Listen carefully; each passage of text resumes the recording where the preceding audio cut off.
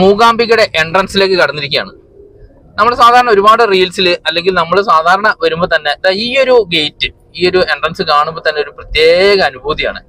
മൂകാംബിക ക്ഷേത്രത്തിന്റെ കൊല്ലൂരിന്റെ ആ കവാടം കാണുമ്പോൾ മനോഹരമായ ഒരു ഡ്രൈവിംഗ് ആട്ടോ. നല്ല ഇടതൂർന്ന വൃക്ഷലതാദികൾ കൊണ്ട് സമ്പുഷ്ടമായ ഒരു മേഖലയിലൂടെയാണ് നമ്മൾ കടന്നു വരുന്നത്.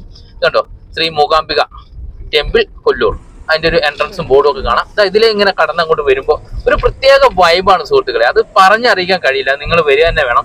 പ്രത്യേകിച്ച് നമ്മൾ ബൈക്ക് ഓടിച്ച് അല്ലെങ്കിൽ നമ്മുടെ സ്വന്തം വണ്ടി കാറൊക്കെ ഓടിച്ചു വരുമ്പോൾ കിട്ടുന്നൊരു സുഖം അത് എത്ര വർണ്ണിച്ചാലും എത്ര പറഞ്ഞാലും മനസ്സിലാവില്ല.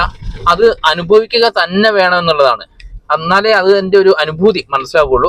അങ്ങനെ നമ്മളങ്ങനെ മൂകാംബിക ക്ഷേത്രത്തിലെ മൂകാംബിക ദേവിയുടെ തിരുസന്നിധിയിലെത്തി നമ്മൾ കയറി തൊഴുത് ഇറങ്ങിയിരിക്കുകയാണ്. അപ്പൊ ഇനി ഒരുപാട് ഐതിഹ്യങ്ങളും വിശ്വാസങ്ങളും ഉറങ്ങുന്ന ഒരു മണ്ണ് തന്നെയാണ് മൂകാംബിക ക്ഷേത്രം എന്നുള്ളത്. അതിന്റെ ഡീറ്റെയിൽഡ് ആയ വീഡിയോ നമ്മൾ ചെയ്തിട്ടുണ്ട്. നമ്മൾ ഉള്ളിൽ കയറി ചെറിയ രീതിയിലൊന്ന് കാണിക്കുന്നുണ്ട്. പിന്നെ അതേപോലെ തന്നെ കുടജാദ്രിയിലേക്ക് നമുക്കിപ്പോൾ പോകാൻ കഴിയില്ല. അവിടെ എന്തോ റോഡിന്റെ പണി ആയതുകൊണ്ട് ജീപ്പുകളൊന്നും അങ്ങോട്ട് പോകുന്നില്ല എന്നാണ് പറയുന്നത്.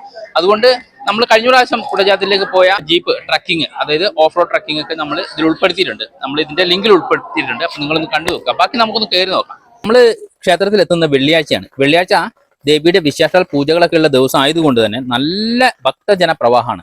അത് മാത്രമല്ല, വെക്കേഷൻ അവസാനിക്കാൻ പോകുന്ന ഒരു സമയത്താണ് നമ്മൾ ചെല്ലുന്നത്. അതുകൊണ്ട് തന്നെ സ്കൂൾ കുട്ടികൾ, ഫാമിലി, അവരുടെ തിരക്കുകൾ നന്നായിട്ട് തന്നെയുണ്ട്.